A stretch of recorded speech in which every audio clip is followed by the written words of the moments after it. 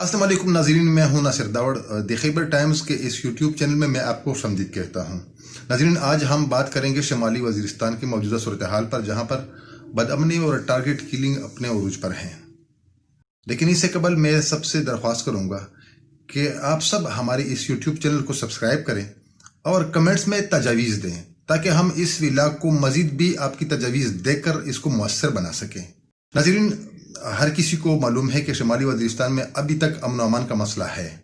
हालांकि इससे कबल अगर हम देखें तो पाकिस्तान की तारीख का सबसे बड़ा ऑपरेशन और सबसे ज़्यादा महंगा ऑपरेशन ज़रब अज़ब इस इलाके में हो गया, जहां से तकरीबन लाखों लोग बेघर हो गए। जब ये मुतासिरीन वापस जा रहे थे तो इनका न घर था और न इनके मार्केट और बाजार थे, कुछ भी नहीं था। मसाजिद भी लुट गए थे।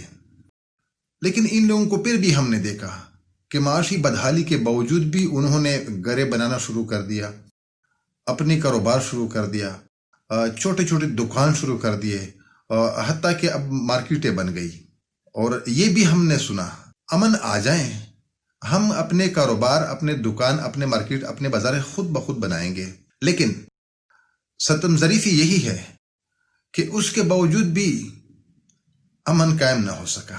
इन लोगों का जो ख्वाब था, जो यही लोग सोच रहे थे कि हम लुटे हुए सही, लेकिन अगर इन्हें जिंदगी मिली, इन्हें अमन मिला।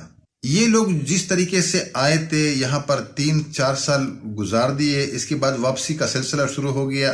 नाज़रीन, आज भी लाखों लोग कैंपों में हैं, दीगर सूबे के दीगर शहरों में आबाद हैं, अपने इलाकों में गए नहीं हैं, क्योंकि पूरा वज़ीरिस्तान अभी तक क्लियर नहीं है। सिर्फ यही नहीं, अफ़गानिस्तान में भी शुमाली वज़ीरिस्तान की एक बड़ी तादाद मुतासिरीन की मौजूद हैं, जो वहाँ की कैंपों की जीनत बनी हुई हैं, और अभी तक हमारे जो हुकाम हैं उस पर खामोशी जाहिर किए हुए हैं। हालांकि वो इंतहाई ख़तरनाक सूरत हाल है, वो इंतहाई ख़तरनाक बात है कि वहाँ पर हमारे लोग अभी तक रह रहे हैं। उससे कबल कि कोई नुकसान हो जाए, शुमाली वज़ीरिस्तान के उन मुतासिरीन जो अफ़गानिस्तान में हैं उनको वापस बुलाना चाहिए। 2014 जून में ऑपरेशन ज़रब अज़ब शुरू हो गया, फिर 2015 और 16, और इसके बाद 2017 के बाद आहिस्ता आहिस्ता लोगों की वापसी शुरू हो गई। नाज़रीन, शुमाली वज़ीरिस्तान के उन दिनों जो हालात थे, चूँकि मैंने खुद भी देखे, और ये हो गया कि शुरू में 1-2 साल तक मुकम्मल अमन रहा, एक भी वाक़या रुनमा नहीं हुआ है। और इसके बाद अगर हम देखें 2018 फरवरी से टारगेट किलिंग का एक सिलसिला शुरू हो गया, और सिलसिला यही है कि 2018 में तकरीबन एक गैर मुसद्दे का जो रिपोर्ट है, 30 से लेकर 40 तक लोग टारगेट हो गए 2018 में। 2019 में 51 अफराद शुमाली वज़ीरिस्तान में, जिसमें अमायदीन, उलमा और आम लोग, शहरी, वो शहीद कर दिए गए हैं। इसके अलावा अभी तक 2020 में 39 यानी 39 अफराद टारगेट किलिंग का शिकार हुए हैं। टारगेट किलिंग का जो सबसे बड़ा मसला हम देख रहे हैं वो यही है कि इलाके में गैर वाज़ेह सूरत हाल है, एक गंभीर सूरत हाल है अमन व अमान का। सिक्योरिटी फोर्सेस के जो जवान हैं, जो चेक पोस्ट हैं, जो काफिले हैं, जो गाड़ियां हैं, वो भी महफूज नहीं है, लोग भी मर रहे हैं। और यही वजह है कि इन तमाम चीज़ों को देखकर लोग वहाँ पर कारोबार नहीं कर रहे हैं, वहाँ पर कोई इन्वेस्टमेंट नहीं आ रहा है, कोई पैसा इन्वेस्ट करने को तैयार नहीं है। हर कोई जो हम देख रहे हैं, इस तरह लग रहा है जिस तरह के 1-2 दिन के लिए मुसाफिर की तरह आया है और अब दोबारा जाने के लिए तैयार है। और यही हो गया। अमन अमान का मौजूदा सूरत हाल देखकर दर्जनों कबायलियों ने इलाके को दोबारा खैरबाद कह दिया और बेघर हो गए। अब फिर कोई पेशावर में रहना है, जिसकी ताकत है। शुमाली वज़ीरिस्तान में जितना नुकसान हुकूमत का हो गया, जितना दहशतगर्दों का हो गया, उससे ज़्यादा आम कबायलियों का हो गया। वो तो अलग बात है कि जिस तरीके से वो लोग निकल रहे थे, रास्ते में क्या देखा, उस वक्त भी हम जो मेन स्ट्रीम मीडिया है, हम उस पर रिपोर्ट नहीं कर सकते थे, और आज भी हम रिपोर्ट नहीं कर सकते हैं। उन दिनों एक मुतासिरा ख़ानदान की एक बच्ची से मैंने बात की थी, जो वो मेरे पास महफूज थी, वो वीडियो, वो क्लिप मैं आपको दिखाता हूँ। पहले वो देखें। हम लोग 24 घंटे बाद पहुंचे थे।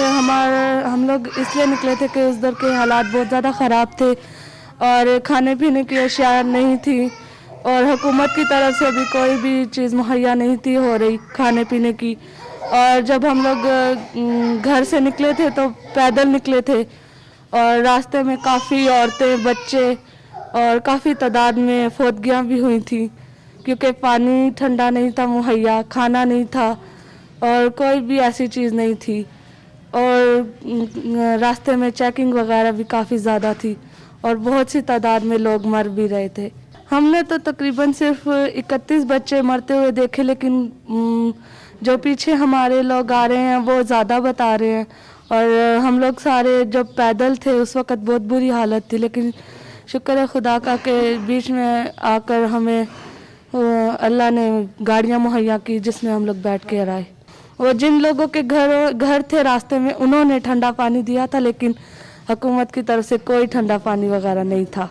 जी उम्मीद है क्योंकि अल्लाह ताला की मर्ज़ी से जैसा ऑपरेशन चल रहा है, उम्मीद है कि एक दिन हमारा मुल्क फिर से हमें मिलेगा, हमारा शहर फिर से मिलेगा हमें। नजरीन, ये थी एक शुमाली वजीरिस्तान की बच्ची। और अमूमन कहा जाता है कि बच्चे होते हैं मन के सच्चे। हम मर्द, कबायली, सहाफ़ी, हमायदीन जो भी हैं, कोई हमसे न माने, लेकिन ये बच्चे होते हैं। इस बच्ची ने जो कुछ बयान किया वो देख के आई थी और हमसे बात की, वो आपने सुनी। इंतहाई दर्दनाक सूरत हाल, इससे भी कुछ लोग बता रहे हैं। बहरहाल हम उसमें नहीं जाएंगे, जिस तरह भी था वो गुजर गया वक़्त। लेकिन हमारी दुआ है कि जो बेघर है वो भी दोबारा अपने घरों जाकर आबाद हो जाएं। इमरान खान साहब से खसूसन इनकी रिक्वेस्ट यही है, आप जो कह रहे हैं कि घबराना नहीं, वो लोग घबराते हैं क्योंकि वहाँ पर ज़िंदगी का सवाल है। ज़िंदगी एक बार मिलती है, जो इन लोगों के साथ कोई गारंटी नहीं है। किसी भी वक्त कुछ भी, कोई भी कुछ कर सकता है। नकाबपोश घूम फिर रहे हैं। तो मेरे ख्याल में मेरी यही तजवीज़ है हुकूमत से भी कि इन लोगों को अमन दें, ताकि फिर न PTM रहेगा, न PTM की तरह दूसरा ऑर्गेनाइजेशन रहेगा। अब जो लोग सड़कों पर निकल आ रहे हैं उनकी ज़िंदगी नहीं है, वो बदअमनी की जैसे हालात से वो दो चार हैं, तो वो लोग कहाँ जाएंगे। नाज़रीन, आज इस व्लॉग में इतना ही। एक और व्लॉग तक इजाज़त चाहता हूँ, तब तक के लिए अल्लाह हाफिज़।